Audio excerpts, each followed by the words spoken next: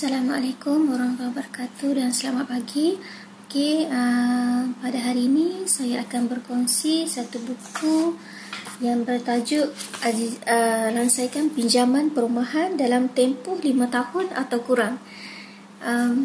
Karya Azizi Ali. Saya rasa saya tidak perlu mengutarakan siapakah Azizi Ali sebab beliau banyak buat penulisan dalam buku-buku keuangan atau buku-buku pengurusan perniagaan. Bagi buku ni nipis saja, 57 muka surat dengan 12 topik. Antara topik yang menarik dalam buku ni iaitu dia ada mengatakan jenis-jenis pinjaman perumahan. Okey, nampak ke? Topik meliputi jenis pinjaman perumahan,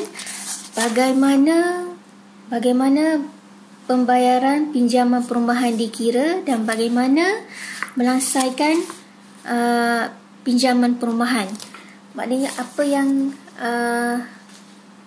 pada muka surat 21, bagaimana melansaikan pinjaman perumahan. Itu yang penting. Maknanya bila kita buat pinjaman perumahan, ada setengah individu dia perlu melansaikan pinjaman perumahan dengan lebih awal, terutamanya kalau bagi penjabat awam untuk melansaikan pinjaman perumahan awal untuk membolehkan mereka bersara pilihan atau membuat pinjaman perumahan yang lain yang dengan kadar yang lebih tinggi atau sebagainya. Okey, buku ni ada di koleksi perpustakaan, tapi ini adalah buku koleksi peribadi saya. Okey, saya suka terus ke topik yang mempunyai bagaimana melansaikan pinjaman perumahan. Okey, 9 strategi yang dicadangkan. Kita buka dulu muka surat 21. Ya. Okey, ni terbalik. Bagaimana melansaikan pinjaman perumahan, ada 9 strategi, iaitu strategi pertama, bayar sedikit sahaja, bila dapat je pinjaman terus bayar tanpa menangguhkan lah. Lepas tu kedua, lebihkan bayaran setiap bulan. Contoh pinjaman perumahan kita katakan 750. So kita bayar tiap-tiap bulan adalah 800. Okey. Ketiga, kita bayar bukan sebulan-sebulan tau, tapi kita bayar, contoh kalau sebulan kita buat 2 kali bayaran, maknanya bayar setiap 2 minggu. Contoh katakan pinjaman kita perlu dibayar setiap 4 hari bulan. So kita akan bayar 2 kali, sama ada 2 sebelum tarikh matang tu, sebelum tarikh yang kita wajib bayar tu, iaitu 2 hari bulan, dan sekali lagi kita bayar contoh 18 hari bulan. Maknanya 2 kali bayaran dalam tempoh sebulan. Okey, yang strategi ketiga yang dicadangkan dalam buku ini adalah bayar awal sebelum tarikh matang. Macam strategi ketiga tadi saya dah bagi tahu, iaitu kita bayar, katakan tarikh matang pinjaman perumahan kita mesti dibayar setiap 4 hari bulan.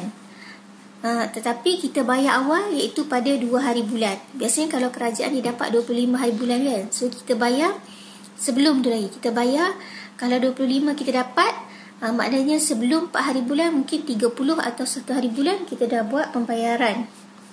Okey, strategi kelima, untuk bayar pinjaman lebih bila anda ada lebihan wang. Okey, biasanya macam sekarang pada bulan Disember kan, ada setengah akan dapat bonus hujung tahun, ada setengah bos bagi wang pendahuluan atau wang bonus atau wang imbuhan untuk persekolahan anak-anak 200-500. So lebihan wang tersebut bolehlah dibuat untuk pembayaran tambahan untuk pinjaman perumahan. Okey, strategi keenam, okey, kekalkan bayaran yang sama walaupun kadar faedah telah berkurang.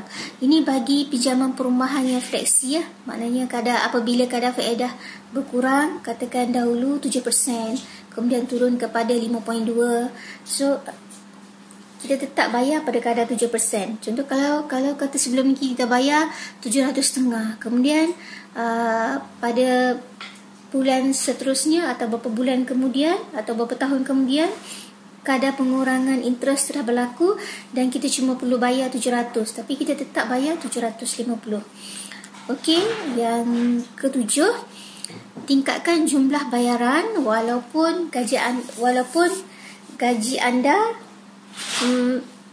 naik, tapi kita tak bayarkan 750. Bila gaji naik saja, ambil portion kenaikan gaji. Contoh kenaikan gaji 120 setiap tahun atau 200 setiap tahun. So ambil sedikit tambah kepada bayaran ansuran pinjaman. Jika sebelum ni kita bayar 750, bila gaji naik lagi 110, kita tambah lagi RM20 dan sebagainya lah. Okey, yang ketujuh, tadi yang ketujuh tingkatkan gaji bila naik. Yang ke-8, yang ini kena jadi jual lah. Jual semua barang-barang yang kita tidak perlu. So kalau kita rasa ada sofa kita dah tak pakai sofa, sebab mungkin kita nak pakai kita dah tak nak pakai sofa lah, maknanya kita nak meja saja, coffee table dan sebagainya. So kita boleh jual barang-barang yang kita tak perlu. Mungkin ada peralatan-peralatan lain, ada kelengkapan rumah yang lain kita dah tak perlu, kita jual, dan duit daripada yang hasil jualan tu kita boleh top up pada bayaran pinjaman ya, pinjaman perumahan. Okey, yang terakhir iaitu yang ke-9, buat refinance atau pembiayaan semula pada kadar yang lebih rendah. Ini biasa dibuat. Sekiranya pinjaman pertama kita katakan dikenakan interest 5.2%, kemudian ada bank yang menawarkan lebih rendah iaitu pada 3.9 atau 4%, so kita buat refinance. Saya rasa itulah strategi di dalam buku nipis ni, utarakan 9 strategi bagaimana melangsaikan pinjaman perumahan dalam tempoh kurang dari 5 tahun. Kejut ya. Okey, saya harap dengan perkongsian ringkas itu tadi membuat tuan-puan para pendengar sekalian untuk berminat untuk membaca secara terperinci atau membuat pinjaman buku di perpustakaan UMP atau dapatkan di kedai-kedai buku untuk membaca lebih lanjut. Sehingga berjumpa lagi dan terima kasih. Assalamualaikum warahmatullahi wabarakatuh.